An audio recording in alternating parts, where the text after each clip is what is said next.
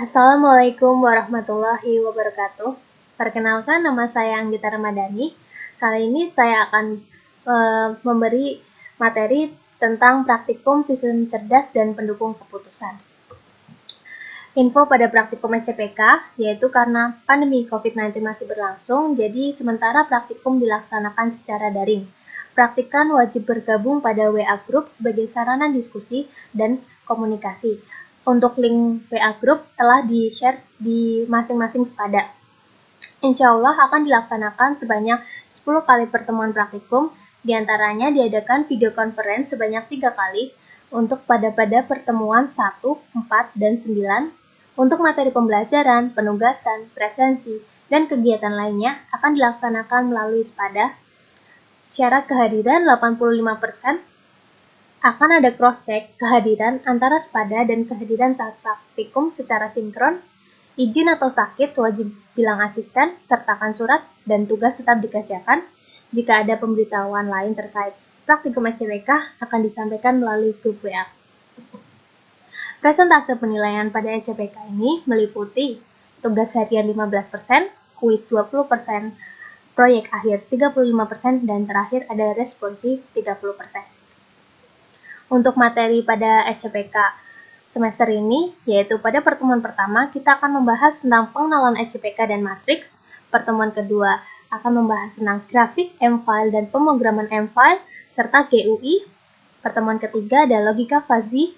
Selanjutnya ada data mining. Setelah data mining, kita akan kuis. Pertemuan selanjutnya yaitu ada JST, atau jaringan syaraf tiruan. Pertemuan ketujuh ada SPK. Pertemuan ke-8 ada SPK dengan weight product. Pertemuan ke-9 ada SPK dengan simple additive weighting. Dan terakhir kita akan mengadakan responsi. Nah, pada bab 1 ini, saya akan menjelaskan sedikit tentang pengenalan MATLAB. MATLAB atau Matrix Laboratory adalah merupakan aplikasi komputasi numerikal dan bahasa pemrograman yang dikembangkan oleh The MathWorks. MATLAB merupakan pemrograman yang menggunakan bahasa command line.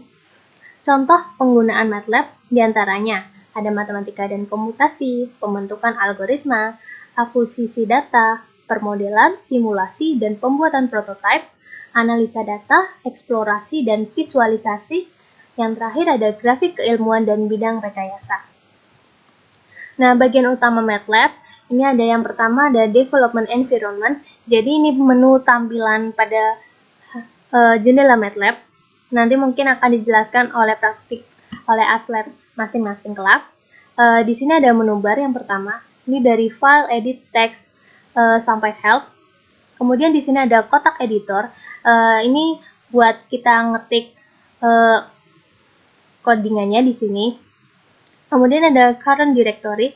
Ini tuh untuk melihat file-file apa aja yang lagi kita buka. Kemudian ada Command Window. Ini sebagai perintah langsung, seperti kalau misalnya di Windows tuh ada CMD. Nah, di sini misalnya kita ketik perintah exit atau CLC, nanti dia akan menghapus command window-nya, clear screen. Ini ada command history. Di sini ada history apa aja yang telah kita ketikkan tadi di command window. Dan di terakhir ada workspace. Nah, selanjutnya MATLAB juga mempunyai fitur Help MATLAB, yaitu misalnya di sini kita mencari kata kunci scatter. Nah, kemudian dari kata kunci scatter ini akan muncul dokumentasi yang diurutkan pada kemiripan dengan kata kunci. Jadi, semua kata yang ada kata scatter, dia akan muncul di sini. Kemudian, jika kita mengeklik salah satu dari sini, akan muncul penjelasan dari pencarian yang dicari. Jadi nanti di sini ada penjelasan singkat tentang scatter itu sendiri, seperti syntax, description, dan GUI alternatif. Kemudian yang kedua ada MATLAB, Mathematical Function Library, berisi sekumpulan algoritma komputasi yang berupa fungsi dasar seperti sum, sin, cos, dan kompleks aritmatik dan matriks. Selanjutnya ada MATLAB Language. Jadi bahasa MATLAB sendiri adalah MATLAB itu sendiri. Yang selanjutnya ada grafik MATLAB. Jadi di dalam MATLAB ini kita bisa memvisualisasi data menggunakan grafik. Dan yang terakhir ada MATLAB Application Program Interface atau APA, merupakan suatu library yang memungkinkan program yang telah Anda tulis dalam bahasa C dan Fortran mampu berinteraksi dengan MATLAB. Jadi ini sebagai jembatan antara bahasa C dan Fortran biar bisa berinteraksi dengan MATLAB.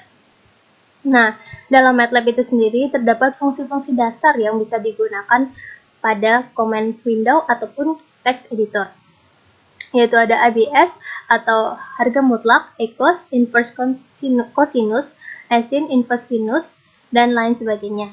Bisa dilihat lebih lanjutnya pada modul. Selanjutnya ada variabel khusus, yaitu seperti Pi, ekuivalen dengan nilai 3,14 atau setara dengan 22/7. Ada ENS, nama variabel untuk hasil apapun atau default. Jadi di sini ANS ini contohnya misalnya kita mengetik pada command window itu 3 tambah 4, itu selanjutnya kita enter dengan terus kita ketik ANS, dia akan muncul jawaban dari 3 plus 4 itu sendiri. Kemudian ada INF atau bilangan tak berhingga, ada NaN atau none, not a number, I dan J atau imaginary. Kemudian ada fungsi untuk analisis data. Jadi dalam MATLAB ini bisa digunakan untuk analisa data dengan salah satu fungsinya yaitu ada min sebagai nilai minimum dari X, max, min, std, dan sum. Kemudian fungsi untuk polinom seperti poly, ini untuk membentuk polinom dari X, di mana X merupakan vektor dari akar persamaan, dan lain sebagainya. Untuk lebih lanjutnya bisa dilihat pada modul. Kemudian ini misalnya kita contoh pada command window, kita klik date, jadi akan setelah menekan enter akan muncul. Jadi untuk dia akan menampilkan tanggal hari ini gitu. Jadi tanggalnya itu 5 Februari 2005. Kemudian kita mengetikkan perintah CLC untuk membersihkan command window. Jadi ini untuk clear screen. Jadi nanti command window-nya jadi kehapus semua gitu. Ini juga pernah diajarin pada algo. Untuk mengakhiri MATLAB dan keluar, gunakan perintah exit atau quit. Selanjutnya, MATLAB dapat digunakan sebagai kalkulator, seperti contohnya 2048 ditambah 16, seperti yang tadi 3 tambah 4 gitu. Jadi ini langsung muncul jawabannya. Nah, kemudian operator aritmatika digunakan untuk mengerjakan komputasi numerik. Jadi ada plus, minus, kali, terus habis itu bagi, dan lain sebagainya. Kemudian ada operasi relasional, seperti ini yang pernah diajarin pada logika.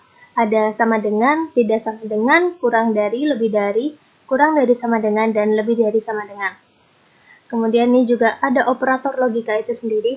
Ada AND, akan menghasilkan nilai 1 jika kedua elemen yang persesuaian memiliki nilai true dan 0 untuk lainnya. Jadi kayak yang pernah diajarin pada algoritma dan pemrograman, kalau pada perintah if dan else itu kan terdapat salah satunya ada NN atau yang garis lurus gini itu tuh untuk sebagai syarat. Jadi ini akan bernilai 1 jika salah satu elemennya true. Jadi dia itu akan benar jika salah satunya itu benar.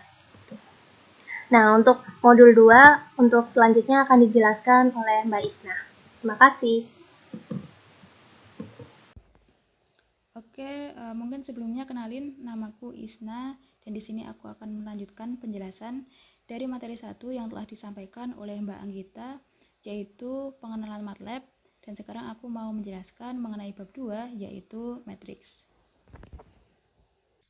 Oke, mungkin kita langsung mulai aja, dan di sini aku akan mempraktikkan modul bab 2 itu menggunakan software MATLAB. Nah, kalau di antara kalian ada yang terkendala untuk install MATLAB itu nggak apa-apa, jadi kalian bisa pakai bahasa lain selain MATLAB. Salah satu contohnya adalah Python. Oke, langsung kita mulai aja dari hal yang sederhana, yaitu operasi hitung. Ada penjumlahan, perkalian, pembagian, habis itu sama pengurangan. Jadi kalian akan menuliskannya di command window, bisa juga sebenarnya di bagian M-file, dan nanti akan dibahas di pertemuan kedua di modul 3. Langsung aja kalian bisa tulisin di sini langsung operasi penjumlahan, misal 1 plus 3 ya akan menghasilkan 4. Terus untuk pengurangan kayak biasa juga 5 min 7 hasilkan min 2, perkalian misal 8 kali 3 nanti akan menghasilkan 24. Habis itu untuk pembagian 9/3 nanti akan menghasilkan angka 3. Nah, selain kalian bisa nulis langsung di sini, kalian juga bisa masukin nilainya itu ke suatu variabel dulu. Misal, kalian deklarasiin bahwa A itu punya nilai 3. Sebelumnya, aku akan melihatkan perbedaan kalau kalian pakai titik koma dan nggak pakai titik koma. Nah, kalau misalnya nggak pakai titik koma, misal kita ganti nilai A tadi yang dari 3 menjadi 5. Kalau nggak pakai titik koma, nanti perbedaannya adalah seperti ini. Dan dia akan menampilkan angka yang tadi, yaitu huruf yang tadi yang berisi nilai 5. Nah, di sini di bagian workspace itu akan ada keterangan di mana variabel A ini mempunyai nilai 5. Nah, selain tadi kalian bisa melakukan operasi secara langsung di command window, kalian bisa simpan dulu variabelnya. Misal A sama dengan 5, kemudian kita coba B sama dengan 4. Terus C sama dengan A misalkan dikali B. Nah, nanti akan menghasilkan perkalian dari A yang tadi bernilai 5 dan B yang bernilai 4, dan sekarang C itu punya nilai 20 karena C merupakan perkalian antara A dan B. Mungkin cukup segitu aja untuk operasi skalarnya, dan sekarang kita masuk ke materi matriks. Nah, di sini aku akan menjelaskan dulu, mempraktikkan dulu cara membuat matriks yang ada di MATLAB. Misal kita buat suatu variabel A, kemudian kita buat matriks, misal matriks 2x2, isinya 1, untuk baris pertama 1 dan 2, kemudian baris yang kedua yaitu 3 dan 4. Nah, di matriks sendiri, kalau misal pemisah untuk baris dan juga kolom itu adalah titik koma, sehingga di sini bisa dikatakan baris 1 itu berisi 1, 2, dan baris kedua yaitu 3 dan 4. Nah, seperti ini. Nah, kemudian, sekarang kita lanjutin mengenai operasi yang ada pada matriks. Operasinya sama yang ada di skalar, ada penjumlahan, perkalian, pengurangan, pembagian, dan mungkin ada beberapa tambahan lainnya seperti operasi yang dilakukan pada setiap elemen matriks. Nah, nanti perbedaannya seperti apa, nanti bakal kita bahas juga di video kali ini. Sekarang untuk operasinya kita buat dulu variabel B buat matriks baru. Untuk matriksnya sama aja 2x2.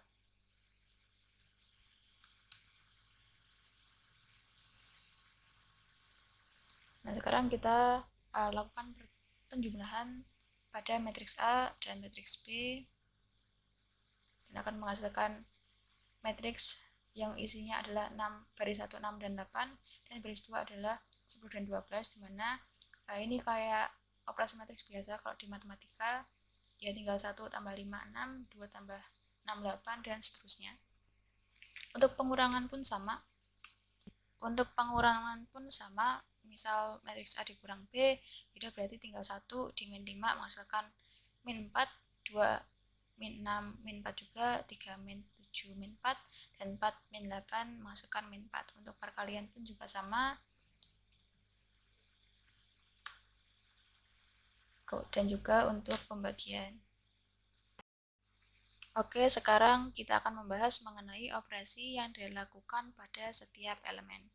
Nah, bedanya apa sama operasi biasa nanti akan kelihatan itu di bagian perkalian, pembagian, dan juga pangkat. Sedangkan untuk operasi penjumlahan dan pengurangan sendiri, kalau dari matriks kan memang penjumlahan dan pengurangan itu dilakukan antara elemen dengan per elemennya. Misalkan seperti ini, kita panggil dulu aja matriks A sama matriks B.